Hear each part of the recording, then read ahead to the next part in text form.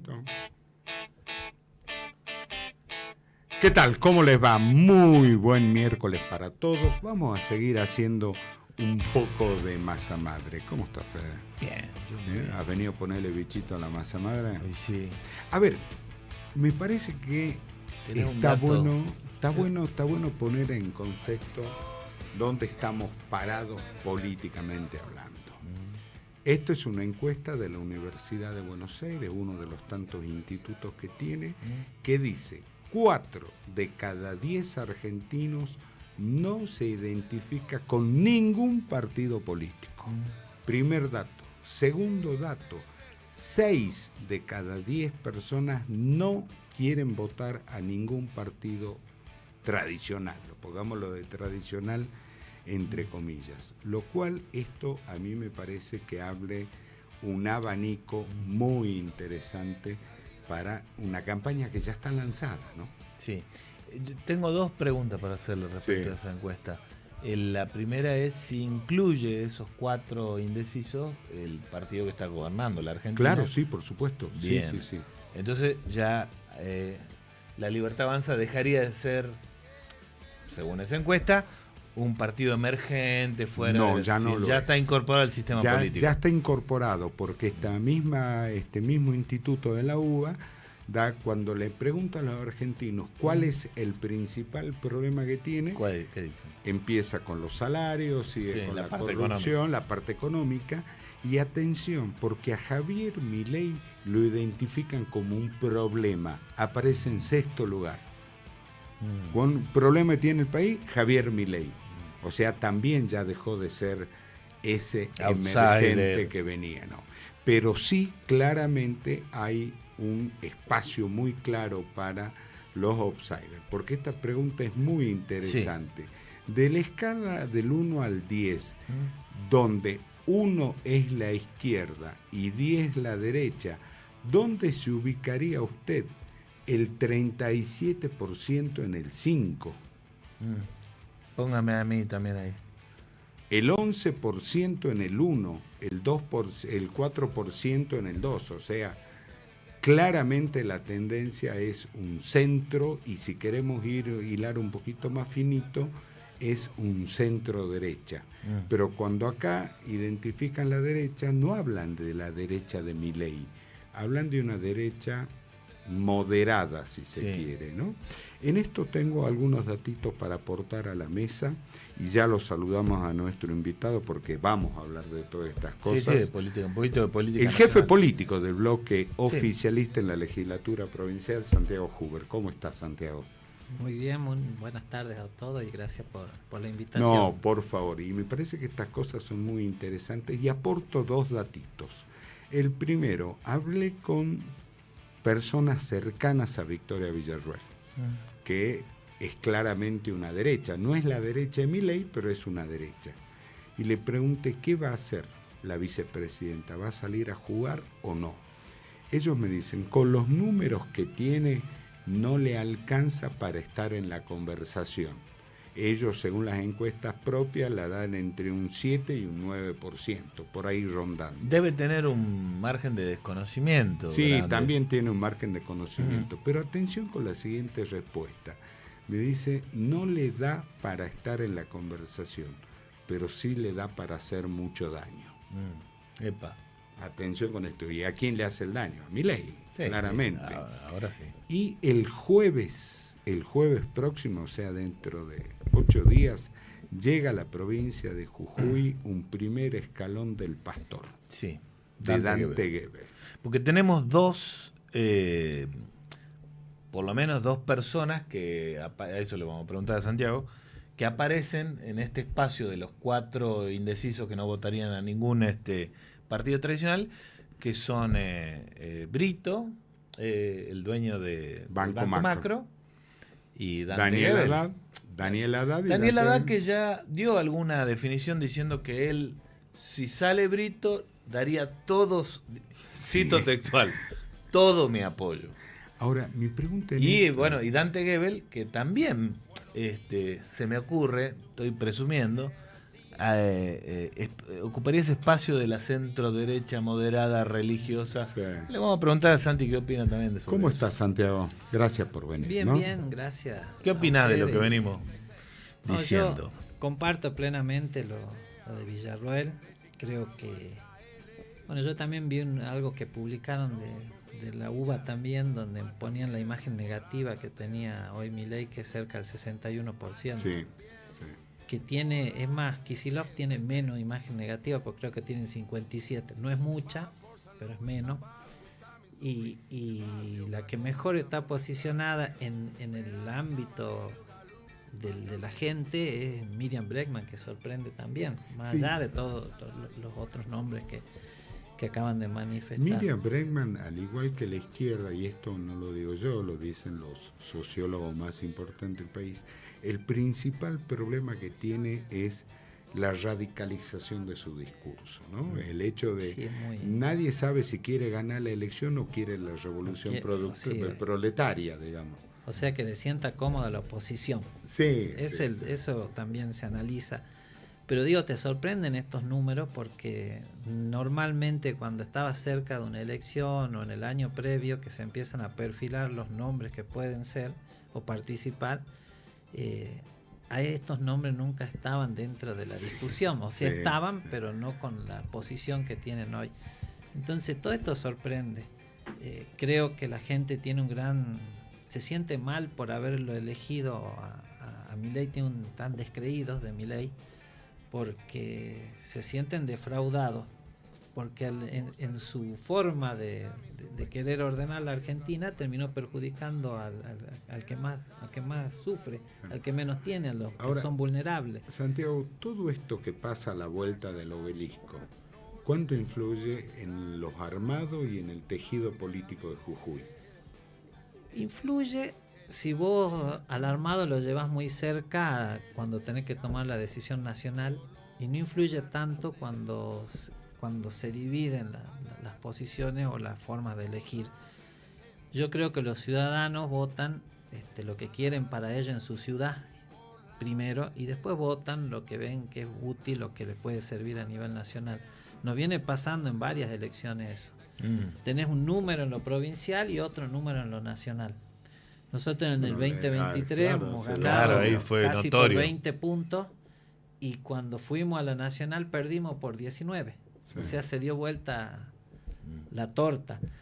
Pero bueno, esto nos viene pasando. Yo veo que el descreimiento que tiene hoy la Libertad Avanza también los bañó como partido tradicional, porque ellos se declaraban intransigentes o que no eran parte de la política tradicional, y en el camino van mostrando que son lo mismo, o que por ahí cuando uno lo decía en su momento todas las otras fuerzas políticas y hablamos del riesgo que era la Libertad Avanza para el país, en el enojo que tenía en general con todos los que hacen política y toda la política en general, hacía que la gente no te quiera escuchar y que opten por el que gritaba, el que te faltaba el respeto, o que te llevaba por el camino de constante del enfrentamiento. Entonces lo veían como una alternativa válida. Yo cada vez que hablo digo, no culpo yo al ciudadano que eligió eso en el 2023, porque quizás estaban en condiciones de pensar algo distinto por muchos errores, que algunos son parte y otros no lo somos. A ver, pero nos bañó a todos. Vos sabés que el otro día lo escuchaba atentamente a Durán Barba, que para mí es uno de los mejores analistas que hay. Y Durán Barba entendía que seguimos en tiempo de un outsider, pero decía, atención, que outsider no quiere decir otro Milei. Sí. Lo decía con esa claridad. Outsider es una persona que no viene de los espacios políticos tradicionales y es capaz de decir las palabras justas en el momento justo. Que no quiere decir otro Milei, que aparezca a los gritos. Sí. Claro, en el 2023 hacía falta un Milei para algunos, se sentían representados. Hoy creo que ese espacio a nivel nacional lo intenta ocupar Brito, que se quiere mostrar como alguien que no es de la política, pero tiene intenciones políticas. Pero bueno, es lo que tenemos a la vista. Hay que ver, nosotros como fuerza política nacional tenemos representatividad provincial, somos fuertes en más de una provincia, tenemos muchos intendentes, pero no tenemos hoy quien represente toda esa construcción que tenemos a nivel nacional. Eso te iba a preguntar, porque el radicalismo, como vos bien has descrito, en 4 o 5 distritos tiene gobernadores como muy representativos, y varias intendencias, y en el Congreso tiene representación, todavía tiene senadores con presencia en las cámaras, pero le cuesta hace ya un tiempo encontrar un candidato propio del radicalismo. Sí, ¿Qué es lo que...? Y lo que pasa es que, a ver, nosotros tenemos una forma de quizás de transmitir nuestro mensaje que no es el que espera la ciudadanía para que los gobernemos, porque yo creo que en el 2023 o por ahí había visto como un sondeo y una opinión donde decían que el radicalismo es responsable, pero la gente nos ve tan responsable que a veces no nos quiere dar la posibilidad de gobernar. Y fíjate vos que nos pasa, que somos gobierno, por lo general heredamos los gobiernos cuando ya vienen con la bomba de tiempo y no podemos sobrellevar la explosión esa y después la sociedad no nos perdona un error. Córdoba, un lugar, una cuna radical, gobernada por el radicalismo durante años. Sí, sí. Perdió, no volvió más. Sí, no, y en la última elección sacó lástima 5 puntos. Sí. Entonces, ahora vos perdés un municipio, un radical, y capaz que en la próxima gestión la recupera. Es distinto. Por eso digo que la gente hoy ya no es como antes, que vos los llevabas y votaban lo que querían. Hoy eligen. Por eso pasa lo que pasa cuando vos tenés una elección local o cuando tenés una elección nacional. ¿Quién es el adversario del oficialismo acá? ¿Milei o Quintara, Tauchi y compañía? No, a ver, nosotros creemos que ellos se sirven de Milei, porque Quintara, Tauchi y compañía es un desprendimiento del peronismo de distintas ramas. El primer representante de la Cámpora en Jujuy fue Tauchi. Sí. Quintar fue integró la lista de Rivarola. En el 2023 fue candidato a diputado provincial. Después fue diputado nacional. ¿Lo podemos definir a Tauchi y Quintar como casta aspiracional? Yo creo que sí, porque, a ver, por ahí es medio gracioso, ¿viste? Porque sale Quintar y dice, con la mía, yo no vivo del Estado. ¿De dónde hizo su fortuna? Su familia. Está bien, la pueden haber trabajado como sea, pero siempre vivieron del Estado porque son proveedores del Estado. Habría que buscar desde qué año para ver si realmente usa un pico y una pala o recibió los beneficios de ser proveedor del Estado, de poder manejar los tiempos de acuerdo a tus influencias. Entonces, vos decís, y ellos salen a hablar de la casta. Bueno, que vengan a mi casa a ver cómo es mi casta.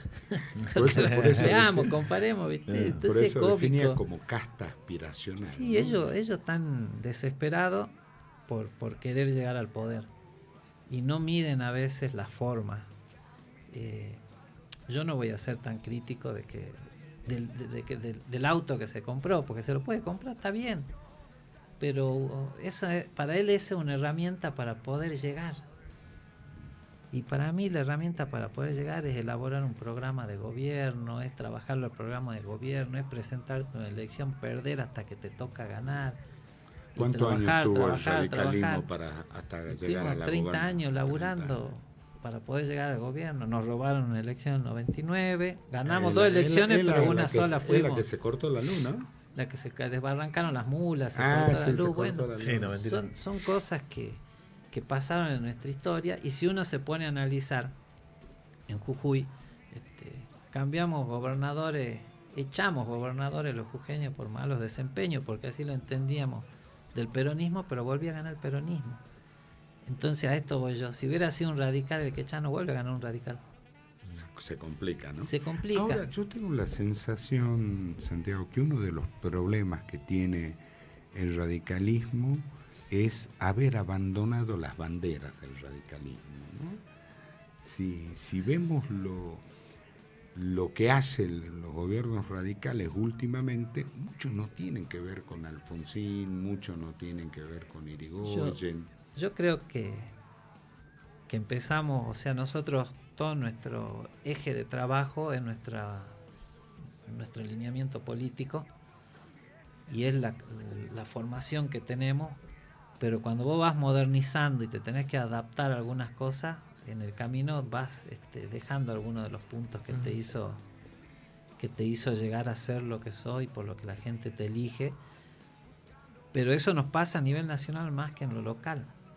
Porque cuando vos llegás al gobierno nacional, a ver, Alfonsín fue totalmente distinto, tenía que reconstruir un país, volver a que tengamos fe en la democracia. Cuando entregó el gobierno, si no lo hacía en ese momento, quizá iba a haber otras complicaciones y poníamos en riesgo la democracia. Alfonsín era un demócrata en esencia. Él era la democracia caminando. Sí. Más allá, siendo respetuoso del pensamiento de toda otra fuerza política, pero Alfonsín en su camino demostraba la democracia. ¿Qué nos pasó después? Cuando llega De la Rúa, hacemos un gran encuentro de distintos pensamientos que teníamos ideas similares, llegamos a hacer gobierno, nos explota todo el desorden de Menem, que es similar a lo que está haciendo Milei, nos explota a nosotros y no tuvimos la capacidad de buscar en nuestra ideología cómo llevar adelante los procesos. Nos quedamos atados a seguir tratando de mantener el dólar en un precio que era una mentira, sin recursos para aguantar esto, sin los fondos necesarios, porque Menem cuando privatiza media Argentina se junta con mucha plata, con muchos dólares, y tenía cómo aguantar un proceso en el tiempo de su gestión. Ahora eso hoy no se puede hacer, porque aparte, ¿qué queda por vender? Ahora en Jujuy el radicalismo puede pararse, puede estructurarse para las elecciones del año que viene sin un anclaje nacional fuerte. Y lo venimos haciendo. Nosotros hemos construido un buen frente político que nos permite tener buenos resultados electorales. Más allá de que trabajamos. O sea, hay descontento, uno lo entiende, respeta, pero nosotros vivimos trabajando. Nosotros, a veces es muy complicado hablar hoy de decir hemos conseguido la paz social, pero sin la paz social no podés tener lo que tenés hoy en Jujuy. No podés desarrollar el turismo, no podés tener empresas que quieran venir a invertir, no podés tener la explotación que tenés hoy, las intenciones de explotaciones mineras que existen, más lo que ya es litio. No podríamos haber construido un Cauchari. Hoy ya es un derecho adquirido de los ciudadanos jujeños que por ahí ya no tienen en cuenta. Y cuando vos lo mencionás, te ponen una cara como diciendo otra vez me claro, va a pero esto, a ver, yo te voy a explicar por qué. Así pasa, yo te voy a explicar por qué la otra vez en el caso puntual de Cauchari. Cauchari costó supuestamente, al menos según los números oficiales, $600 millones. ¿Sí? No discuto la cifra. En Cauchari hoy trabajan 60 personas. ¿Qué quiere decir? Que cada puesto de trabajo costó $10 millones. La pregunta es lógico que cada puesto de trabajo cueste $10 millones? Pero antes de eso hubo un proceso de más de 1.000 empleados durante varios fueron. Años. Terminan de poner el tornillo y se van. Bueno, pero ahí, Andrés, creo que también hay que decir, a ver, durante 3 años hubo una planta entre 900 y 1.200 empleados. Dividamos las cuentas. Entonces hay una etapa que nos salió y no solamente nos sirvió a los jujeños para que tengan empleo, sino para que se capaciten y hoy puedan trabajar en otros lugares donde hay este tipo de emprendimiento. Entonces, la ganancia es eso, la formación que dejó, la preparación que dejó los jujeños, porque en un principio había de otros lugares que tenían experiencia y se trabajó hasta que hubo en un 80% de jujeños, porque las otras cosas las ¿Esa es la utilidad de Cauchari? La utilidad de Cauchari no solamente es eso, son las escuelas, Perdón, acá hago otro paréntesis, sí. ¿No? Las escuelas supuestamente construidas con la utilidad de Cauchari.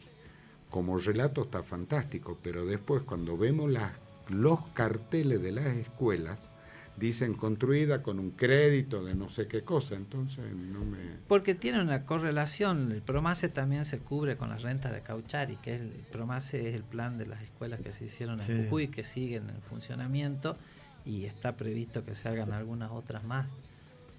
Creo que ahora también hay que...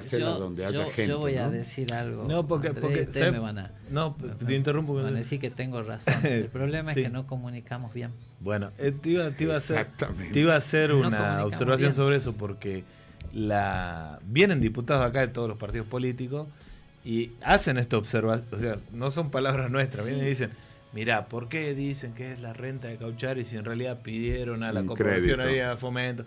Está bien, hoy fui al Tello, está hermoso el Tello. Hoy fui, esta mañana a 8 de la mañana estoy.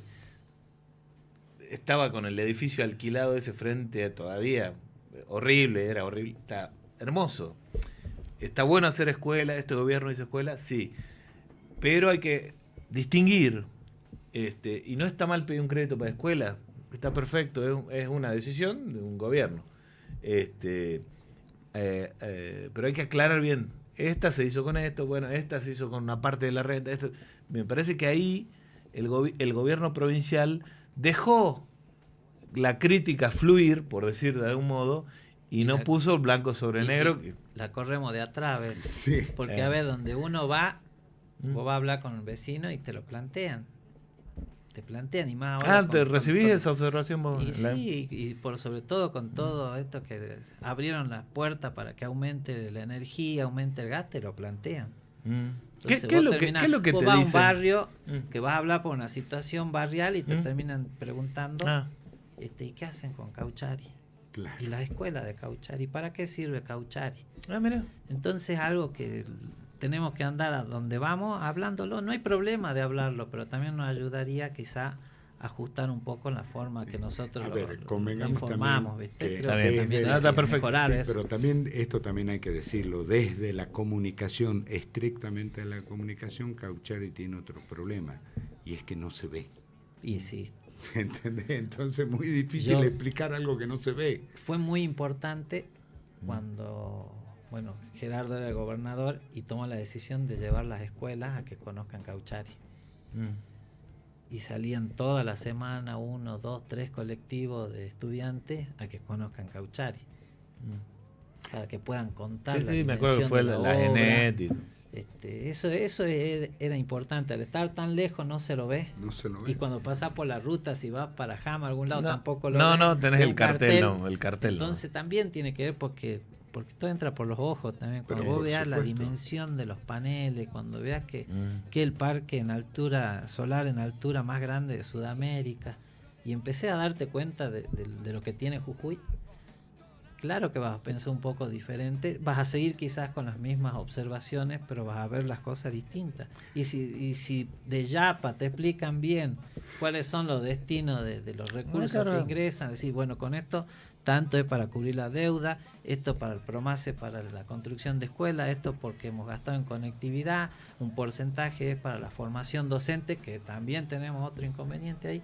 No, entonces cuando vos empezás a explicar punto por punto, y bueno, a la gente se les va un poco esa no digo enojo, pero sí esa preocupación, y empiezan ya a preguntarte del por qué esa decisión y no otra. Cuando vos decís, tenemos 400 y pico de millones por mes que vienen de Cauchari para el subsidio, para casi 70.000 hogares de la luz, también ya te dicen, ¿y por qué en mi casa no? Bueno, presentar tu documentación, cumplir los requisitos y tenés el beneficio. O sea que no es que tampoco está cerrado. Te quería preguntar del rol del Estado, porque vinieron, como te decía, diputados, Vilca, Noemí Sasmendi, bueno, de todos los espacios políticos. Y ahí, Kevin Ballesti, muy bien. Y el rol del Estado es cuestionado en las empresas del Estado, no solo de la Libertad Avanza, sino de otros espacios. Por el caso de Suma, en el caso del tren o en el caso de Cauchari. Lo de Cauchari me parece que ya lo tenés explicado, pero de otras empresas del Estado que hay un cuestionamiento político sobre la utilidad de esas políticas que quizás son buenas, el tren es bellísimo, pero que el cuestionamiento que pertenece al Estado. ¿Vos qué opinión tenés? ¿Qué escuchás de eso y qué respuesta? Yo que digo, todas estas empresas del Estado, a veces lo más difícil es tener paciencia, ¿no? Yo no me acuerdo si fue una de las empresas de las grandes que hoy todos consumimos, que estuvo cerca de 12 años con pérdida hasta que empezó a tener ganancia. No me acuerdo cuál de ellas es. Pero creo que hay que siempre tener un tiempo porque tenés que instalarlo, tenés que invertir, tenés que cuidarlo, tenés que tenerlo en condiciones, cada una de las empresas, el tren, tenés que mantenerlo. Una vez que conseguiste venderlo por todo el mundo, va a tener una ganancia que sí va a ser notoria, y no hoy como venís por atrás instalándolo. Eso es natural, no hay ninguna empresa que empiece hoy y sea exitosa en 2 o 3 años. Entonces creo que la paciencia o la ansiedad que algunos manejan no se condice con la realidad de ningún emprendimiento empresarial. Porque no Ahora, ¿qué hace el Estado con embotellando agua? Haciéndole, a ver, yo con la billetera del Estado soy el mejor CEO del mundo.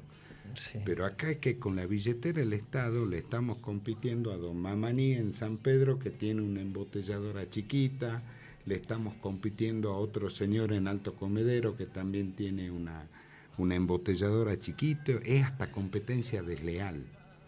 Insisto, yo al único, y acá voy a ser absolutamente honesto, la única utilidad que yo le veo a Yuma es que Galarza soñaba con ser CEO de empresa. ¿Entendés? Entonces, él cuando era chiquito, ¿qué quiere ser cuando sea grande? CEO de empresa. Y dice, bueno, encontró que con la billetera el Estado lo podía hacer. Nosotros tenemos una experiencia de haber tenido las mejores aguas del país. Y bueno, sí, es buena la calidad de agua acá. También nos pasaba algo similar, pero la calidad de agua Suma es buena. Quizás lo que habría que hacer es invitar a todos estos pequeños productores o embotelladores y ofrecerle también la posibilidad de que trabajen en conjunto para que podamos ser más exitosos ellos y la misma empresa. Quizás es una parte que falta que analice la empresa. Esto lo digo a título personal, ¿no?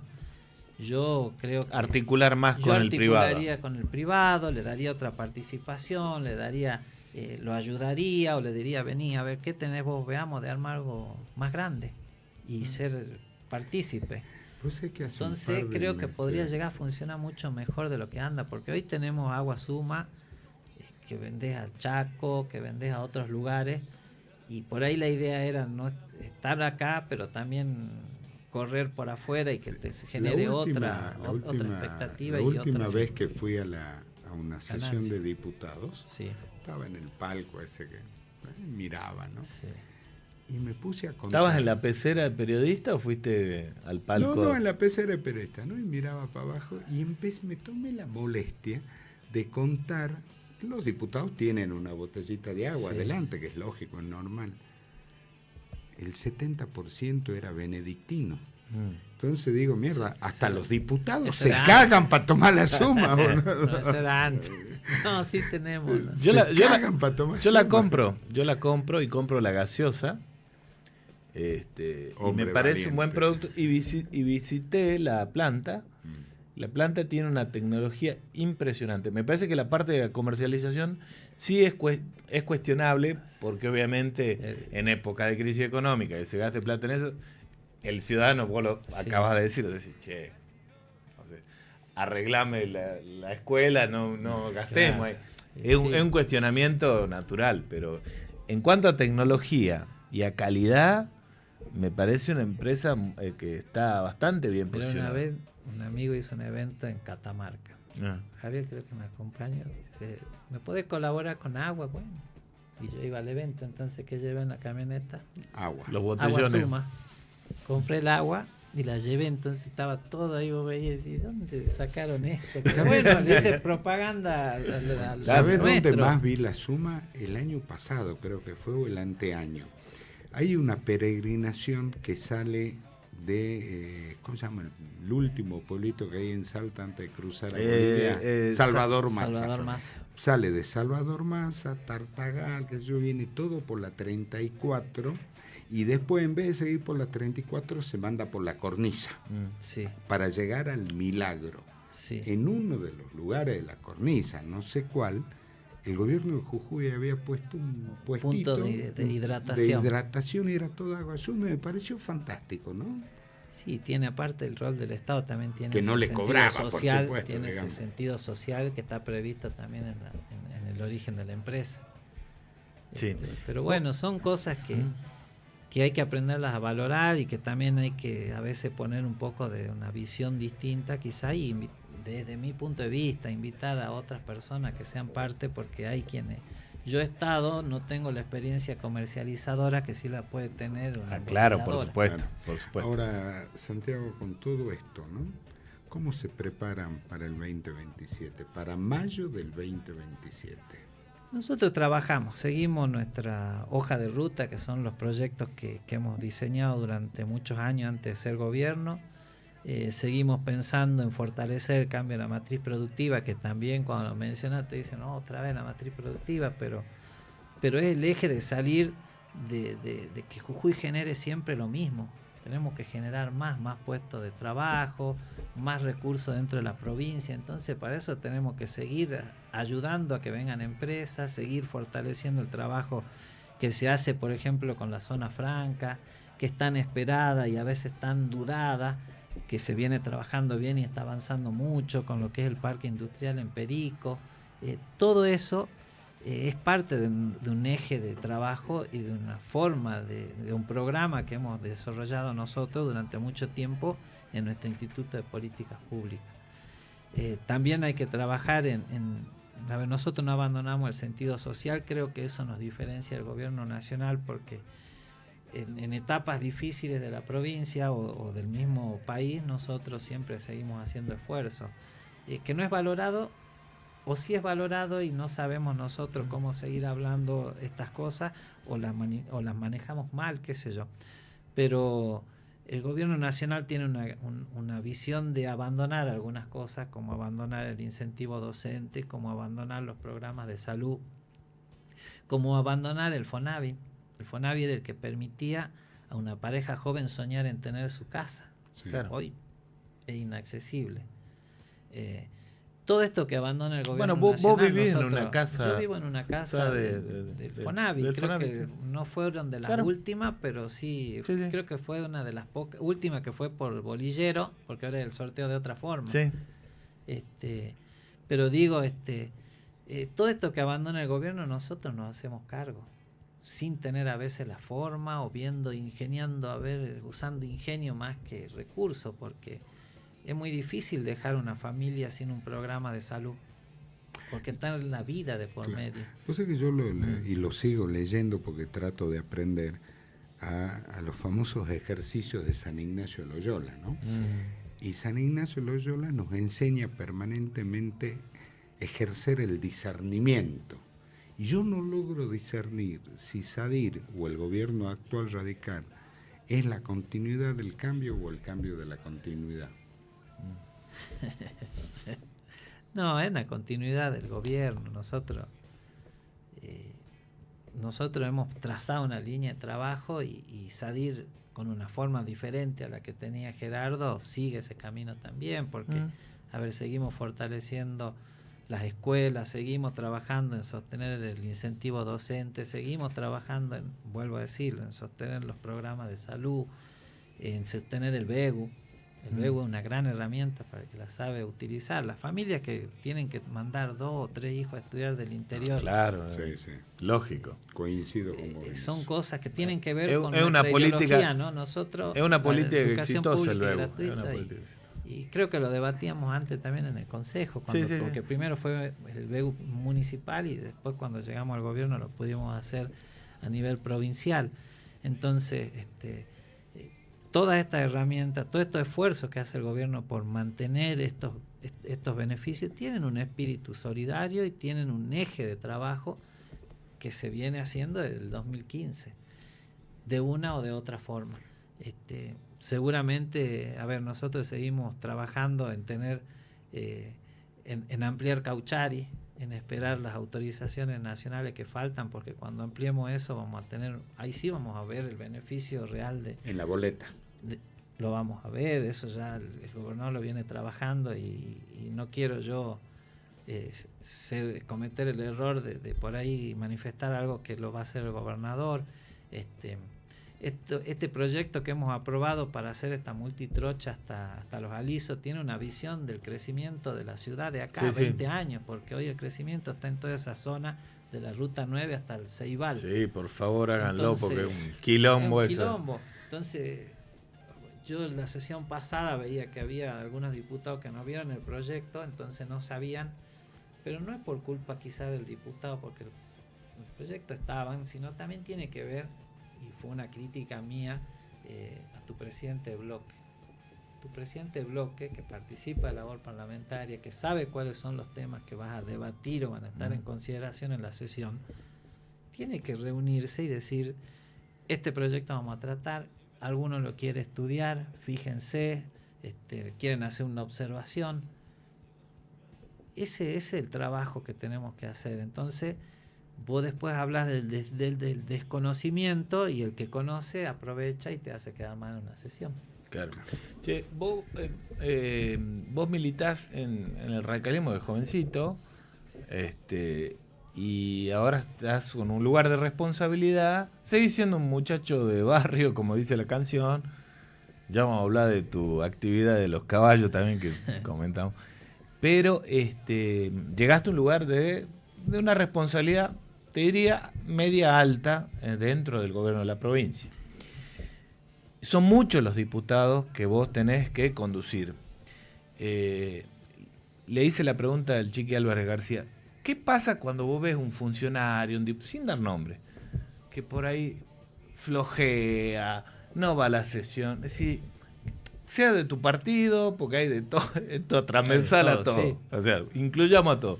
A decir, che, ponete las pilas. ¿Sabes lo que dijo el Chiqui Álvarez García? Digo, me cago de odio y lo cago a pedo ahí. O sea, no espero. Bueno, me cago de odio y le digo, che, ponete la pila porque así no va. No va. No, esa es una forma nuestra. Cuando vos ves que algo no está funcionando, primero lo hablas con la persona y después lo hablas con el superior. ¿Te pasó? Bueno, me pasó y yo, a ver, en el bloque por suerte tenemos un equipo que trabaja bien, que cuando hay algún inconveniente porque no pueden estar es porque es salud o porque están en un curso o no porque se fueron justo de paseo, ¿viste? Entonces, en el bloque no nos pasa. Cuando observamos algo en la gestión, lo hablamos como lo debemos hablar, lo planteamos con respeto y con la altura necesaria, y también se lo transmitimos a quien tiene la responsabilidad del área donde identificamos que o vemos de que no está respondiendo a la necesidad, por sobre todo de la gente, ¿no? O de su función. Claro. Ese es un mecanismo que tenemos nosotros, que bueno, antes con Gerardo era cotidiano, de que en todos los detalles, porque era alguien de que estaba siempre sobre esos detalles, de que participé, de que escuché a la gente, de que recorra, porque a veces no solamente llevar algo, sino escuchar. Y eso tenemos que aprender a hacer, escuchar y no tener miedo a que nos digan todo lo que piensan mal de nosotros, pero que nos den la oportunidad de decir, correcto, mira, en esto que vos me planteaste, esta es la situación. Ayúdame a ver cómo entendés vos que lo podemos solucionar, para que también se sientan parte, porque vuelvo a lo de la ruta. La ruta está publicada en el ente, todo, cómo es la obra, cuáles son las etapas, está publicado los que se quieran presentar a licitarla. Es cuestión de voluntad de decir, yo quiero saber. A cuestión de agarrar la carpeta y empezar eso a también brinda la transparencia que reclaman. Claro. Entonces, a veces es más fácil quejarte, Izquierda, Libertad Avanza o algún otro, antes de ponerte a estudiar. Ahora, que no es estudiar las grandes cosas. Che, ¿y esto? A ver cómo esto. Sí, dame el expediente que la leo. Sí. Vamos a temas menos románticos. Bueno. Capital, candidato a intendente. Morone, Chuli Jorge, Gastón Millón, que son los tres que por lo menos están dos de los tres se han lanzado. Ahí donde estás sentado. Ahí donde estás vos sentado. O sea que de lanzamiento. Así que si querés anunciar algo, Juve intendente. Nosotros tenemos si te anuncia vos sos el cuarto. Allá en la legislatura hay una silla de las malas noticias. Pero bueno, no, a ver, está bien que se manifieste. Nosotros somos una fuerza política que hemos crecido mucho en tantos años de gobierno municipal y en el gobierno provincial. Me parece muy bien la intención de Adriano, porque es una figura joven que se formó, que trabaja, que también tuvo mucha responsabilidad en la gestión, porque él viene de cumplir otro rol en el Ministerio de Seguridad,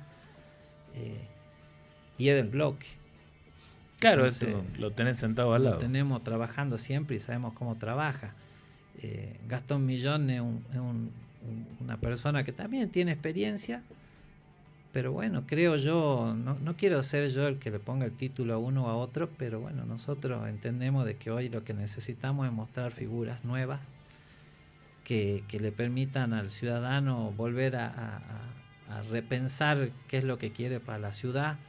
El Chuli es un gran intendente, hizo muchas cosas, cambió la ciudad también, cambió mucho la ciudad capital desde que él es el intendente.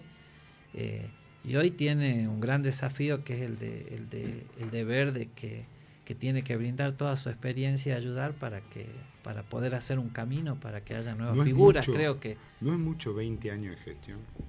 Es mucho, pero también si vos la acompañás con acciones concretas y con beneficios para el vecino, me refiero a obras, a mejoras, a estar al lado de ellos, no termina siendo tanto. Hay intendentes en otros lugares que tuvieron mucho más años. Nosotros y la Constitución ya te limita. Gildo Infran tiene 30 años, sí. Digamos, o sea, pero, y acá dentro de una absoluta honestidad, yo tengo una teoría, que las elecciones pasadas son nulas de nulidad absoluta.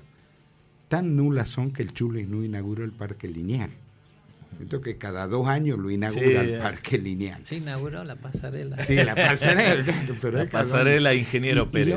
Y la otra cuestión, y esto también, para ser absolutamente honesto, y lo planteé muchísimas veces, prefiero que cuando los funcionarios municipales se despiertan un día a la mañana en su casa a las 6 de la mañana, y se despiertan y se dan cuenta que están creativos ese día, la verdad prefiero que se queden en la casa. A veces, ¿has visto lo que hicieron en Ciudad de Nieve? Era imposible, tenías que mudarte de barrio. ¿La subida? Sí. Ahora ya termino, yo subo por ahí. Pero había que mudarte de barrio, y así cada vez que cosas chiquitas, tenía una idea una vez, si llaman a alguien de que sepa. Sí, a ver, yo creo que bueno, está relacionado con venir trabajando muchos años, sí. y tomar decisiones que en su momento fueron más beneficiosas que en estos momentos. Pero digo, bueno, está bien, que yo vuelvo a decir, el Chuli es un gran intendente que tiene que ver de que tiene que acompañar ya un proceso de ir abriendo las puertas y formando cuadros para que puedan hacerse cargo de responsabilidades, como lo decía Fede. En mi caso, yo tengo años militando y hoy tengo un lugar de responsabilidad, que eso se construyó con trabajo, con paciencia, con estar, con no aflojarle algunas situaciones, con hacerse cargo de responsabilidades. A veces va bien, a veces no te va tan bien, pero de no aflojar. Entonces todos nosotros hemos pasado por estos procesos, y entiendo que hoy el municipio, si bien está, vuelvo a decirlo, tenemos un intendente que hizo mucho por la ciudad, hoy creo que tenemos que empezar a ver la posibilidad de que los nuevos cuadros también tengan responsabilidades. Te pongo un ejemplo claro y concreto, para que vos veas este proceso, que estos 20 años, cómo van aletargando, cómo van haciendo todo más lento, menos creativo. Hoy es más fácil y más barato que Donald Trump te dé la visa que sacar el carnet de manejar en Jujuy. Y sí, son inconvenientes que nos reclama el ciudadano común. Es más fácil que Donald Trump te dé la visa. Ahora la iban a cambiar, pues depende un poco de la ley nacional. Hay ahí una cosa compartida entre municipio y nación. Sí, hay nosotros. Esto es una manera de ejemplo.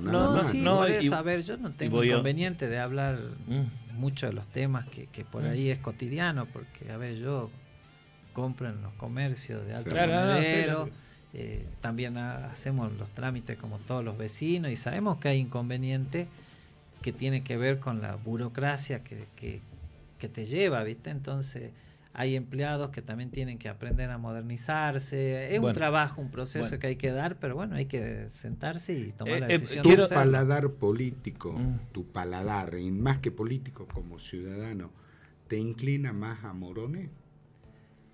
Y Adriano, por eso digo, yo comparto el trabajo con él y veo cómo se forma, veo que tiene sanas intenciones, que no es que está ahí para ver a quién perjudica o para hablar mal de la gestión. Él está para aportar a la gestión y me parece que puede ser un buen cuadro para que tome esta responsabilidad. Es mi pensamiento, no quiero ofender a nadie en lo que opino. Pero bueno, tiene que ver con esto, el día a día, lo cotidiano. ¿Quién va a elegir el candidato a intendente? Eso.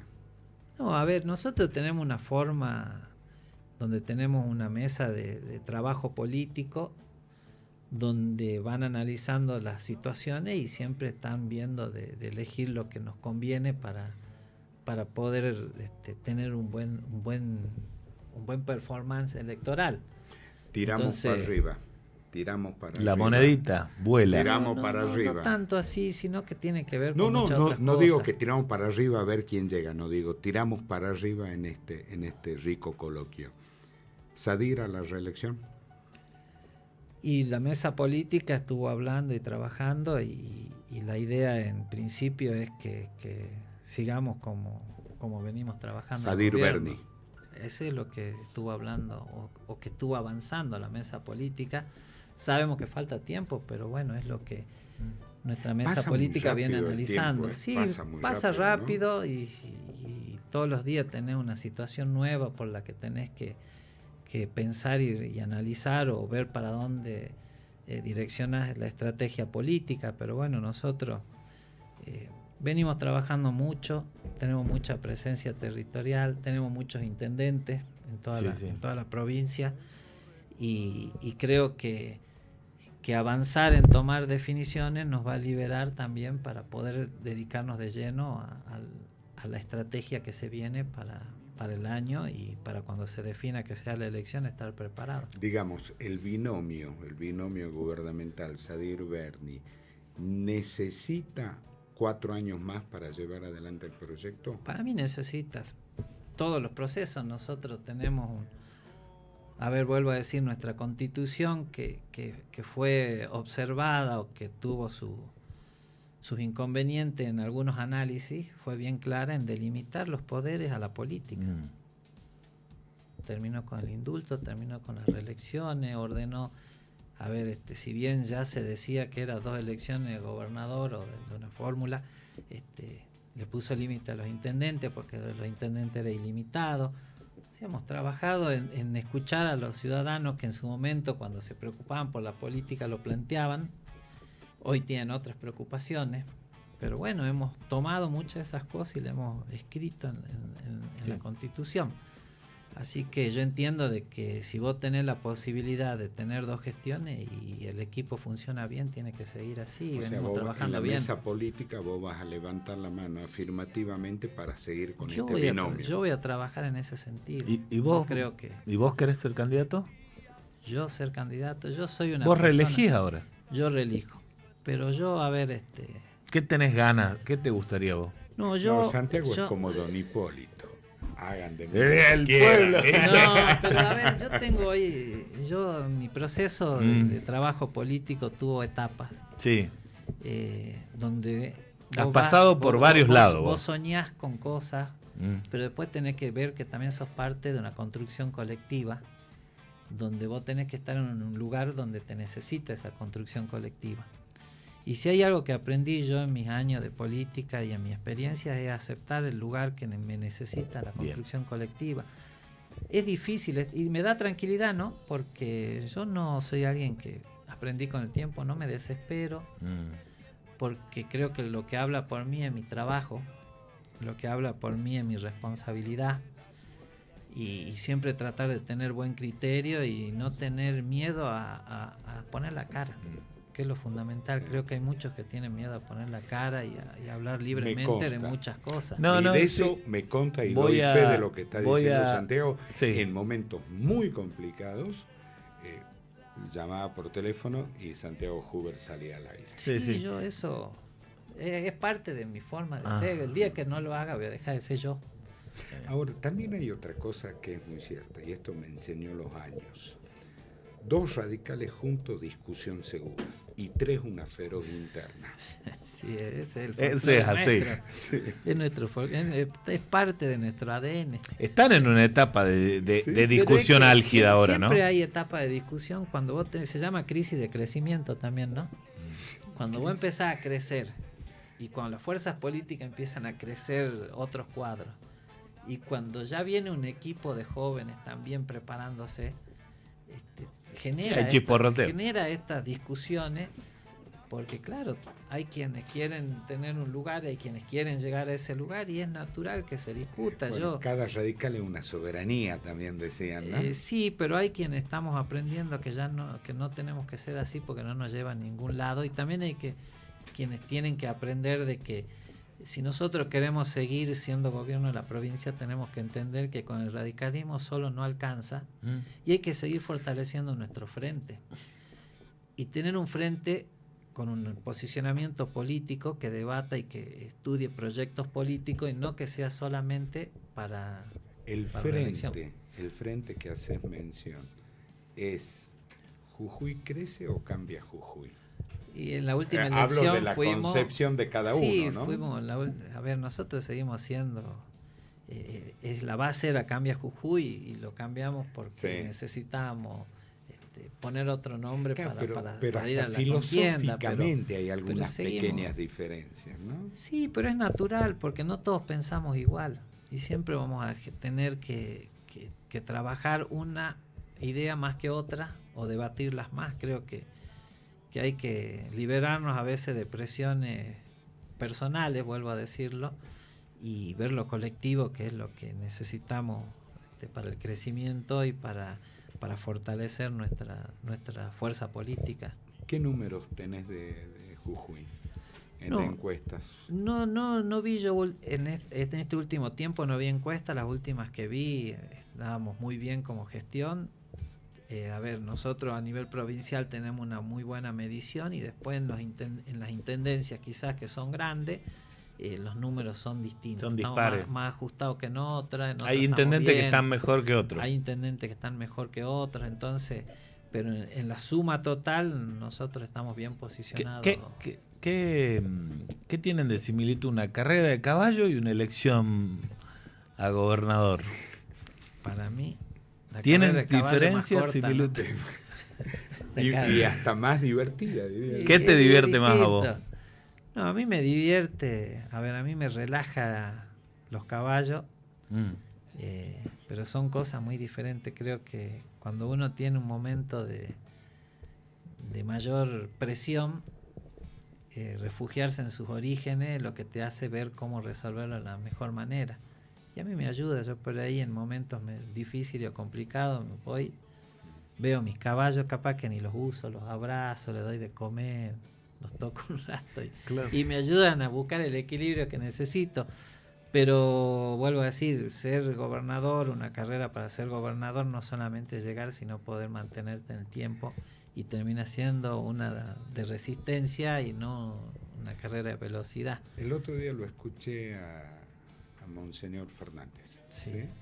Diciendo de que era impresionante la cantidad de personas que se habían acercado a las parroquias y puntualmente a la Catedral de Jujuy a interesarse para llegar a Córdoba a ver al Papa, a ser bendecido por el Santo Padre.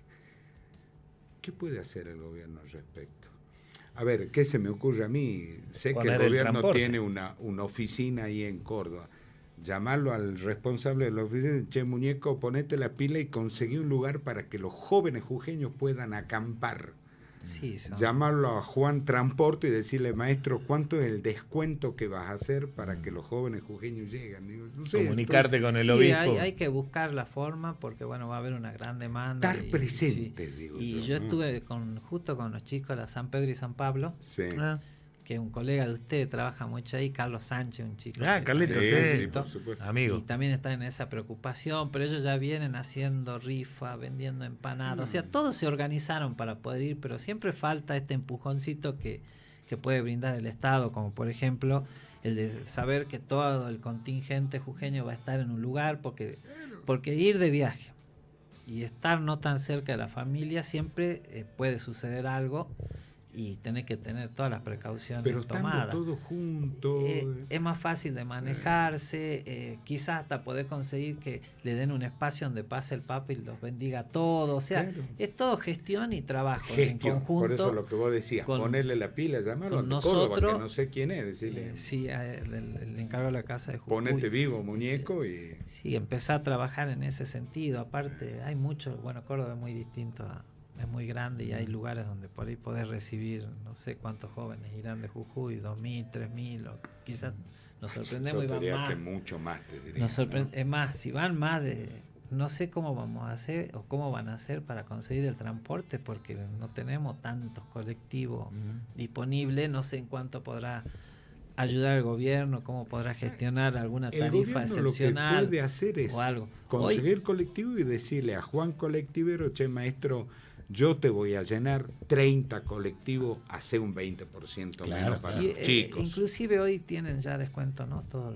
los chicos, que por convenio con provincia y con nación, los estudiantes. Claro, estudiantes, por eso habría que pedirle que ese beneficio de los estudiantes lo traslademos a los peregrinos. No, como dijo una vez un ministro de Salta de turismo, dijo, son turistas los peregrinos. Sí.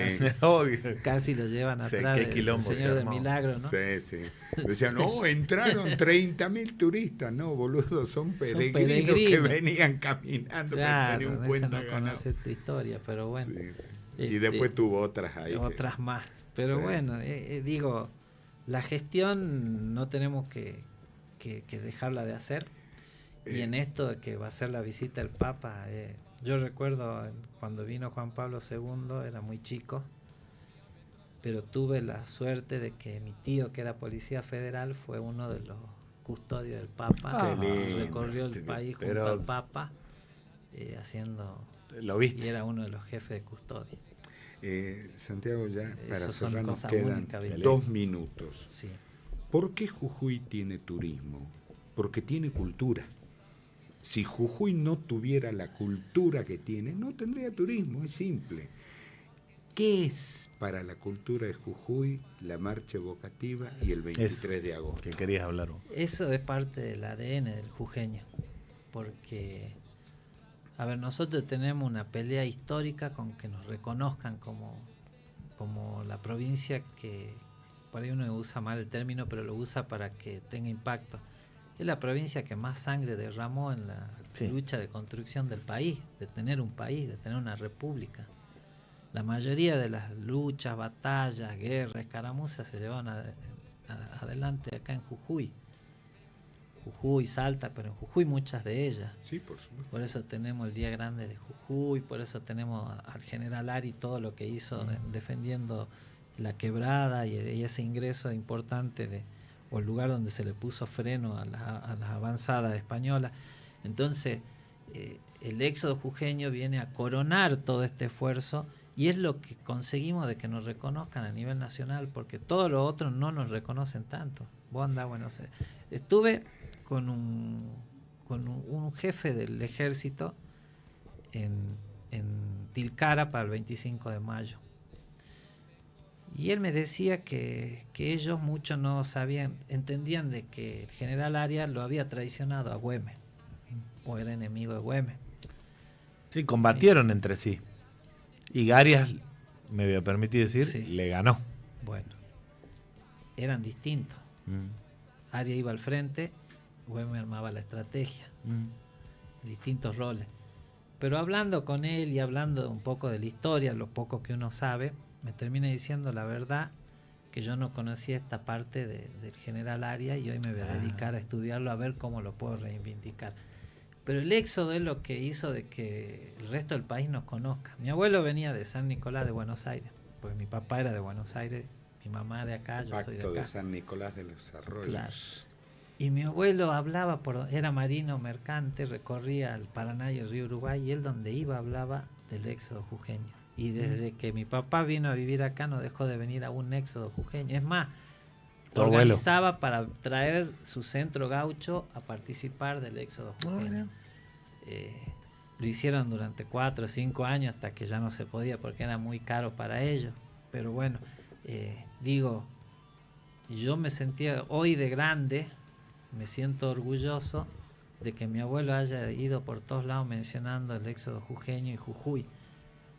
Y creo que es el éxodo jujeño que hizo de que la historia del país nos vea o nos respete por algo, porque todo lo demás no lo conoce, o lo sabe muy poco el que se ocupó de estudiarlo. Sí, y también hay que decir que cuando fue el bicentenario del éxodo, fue el bicentenario de la batalla de Tucumán y la batalla de Salta. Claro. Sí. Los tucumanos lograron que ese día sea feriado nacional, los salteños lograron Quedamos que rengo nosotros. ¿Pero por qué? Porque al proyecto lo presenta Gerardo Morales. Así es. En el Senado de la Nación el proyecto lo presenta Gerardo Morales. Entonces Liliana Fendler y no me acuerdo quién era el otro senador, no, ¿cómo aprobó un proyecto de Morales? Y Jujuy se perdió la oportunidad de Quedamos hacer bueno, y lo mandaron a Vudú, imagínate. Estamos a tiempo y digo, por eso yo no...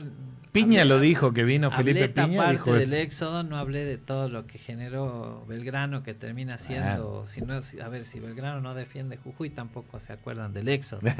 Y si era otro, si era Arias que hacía el éxodo, no iba a tener el impacto que tuvo porque lo hizo Belgrano. Y porque hay que Belgrano darle bola a puso en valor. Pache Gorriti. Hay que darle bola. Pache Gorriti, un tipo extraordinario. Y creo que hay que fortalecer el trabajo y el conocimiento de la historia jujeña y llevarla para afuera, no solamente para los jujeños, porque hoy nos conformamos. A ver, trabajan muy bien los belgranianos, trabajan muy bien los de Arias, pero trabajan muy bien para acá, para Salta, para Bolivia, porque también tienen ese intercambio. Pero ¿qué pasa de Tucumán para allá? Nada. No es por ello, digo, hay que ayudar. Hay que empujarlo un poquito. Hay que brindar las herramientas. Coincido. Hay que generar este debate un día, no sé, en las cuestiones previas que pueda hablar de cualquier cosa. Bueno, pónganse a hablar de Jujuy. Sí, por supuesto. Y defendamos nuestra ¿Vas tierra. ¿Vas a participar en la marcha evocativa? Voy a participar porque, bueno, tengo de visita a mi familia de San Nicolás. Todos a caballo. Así que, como yo tengo caballo, vengan y desfilen. Y el 23 desfilás. Y el 23 voy a desfilar con mi hijo que también él está estudiando en Córdoba, pero él cada vez que puede viene porque quiere desfilar, participar, con la fiesta y con la costumbre de nuestra familia y bueno, de la familia de mi esposa también, que ellos son de Guerrero y hoy esa es mi agrupación gaucha, Guerrero, donde con Fede una vez también me ayudó cuando lo declaramos ciudadano ilustre a Juan Tolaba. Sí. Que es el primer yo no lo conocía. de soguería fina de Jujuy que participó en Palermo y ganó. Y viene ganando, este año volvió a ganar. Yo no lo conocía. Y trabaja mucho. Fue hablando de eso, yo no lo conocía. Si fuera el color de todo contexto, pues decía que este hombre era soguero. El otro día la conocí a la abuela Eustaquia. La abuela Eustaquia es la última hilandera que queda. Mira vos. La conocía la señora. Vos es que me llamó la atención porque la señora estaba pastoreando sus ovejas y sus cabras y mientras pastoreaba, caminaba y bailando. Una cosa extraordinaria. Ese es el resguardo cultural que vos hablás por el que nos vienen a ver tanto. Exactamente. Porque ella trabaja, cuida sus ovejas, va haciendo, hilando en el camino y después termina trabajando lo que produce ella. Exactamente. Bueno, Juan Tolaba hace lo mismo. Él trabaja, él elige el cuero, él soba el cuero, él trabaja el cuero hasta que llega a la exposición. Entonces, fantástico. Esas cosas es el acervo cultural importante que tiene Jujuy, que hace que el turismo nos busque. Y que por ahí hay un amigo que usa siempre una frase: Jujuy es como una botella de agua en el desierto.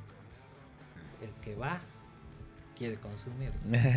Gracias Santiago, Santi, por venir. Muchísimas gracias. El miércoles nos vemos. Nos vemos. Vamos a hacer más masa madre. Mucha más. Listo. Chau.